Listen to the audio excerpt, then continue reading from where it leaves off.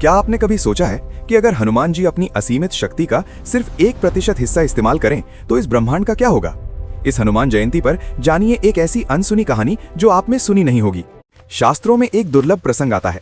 जब देवराज इंद्र को अपनी शक्ति पर अभिमान हुआ, उन्होंने हनुमान जी की परीक्षा लेने के लिए उन पर ब्रह्मशिला, एक विशाल ब्रह्मांडीय पत्थर फेंकी, जिसका भार 7 आकाशों के बराबर था। लेकिन जो हुआ उसने सृष्टि के रचयिता को भी हैरान कर दिया।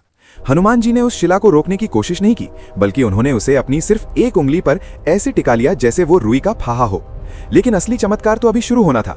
जैसे ही हनुमान जी ने उस शिला को ऊपर उठाया, उनका शरीर करोड़ों सूर्यों की चमक से भर गया। उनके शरीर के हर रोम से राम नाम की ऐसी गूंज निकली कि धरती का संतुलन डगमगाने लगा। तब स्वयं महादेव प्रकट हुए और उन्होंने इंद्र से कहा, इंद्र, जिसे तुम पत्थर समझ रहे हो, हनुमान ने उसमें पूरी सृष्टि के पाप और पुण्य का भार समाहित कर लिया है। ये शक्ति केवल मांसपेशियों की नहीं, ये उस अनन्य भक्ति की है जो काल को भी वश में कर सकती है।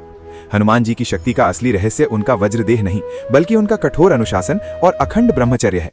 कहा जाता है कि जब वे कदम बढ़ाते हैं तो पाताल लोक कांप उठता है, और जब वे गर्जना करते हैं तो दिशाएं थम जाती हैं।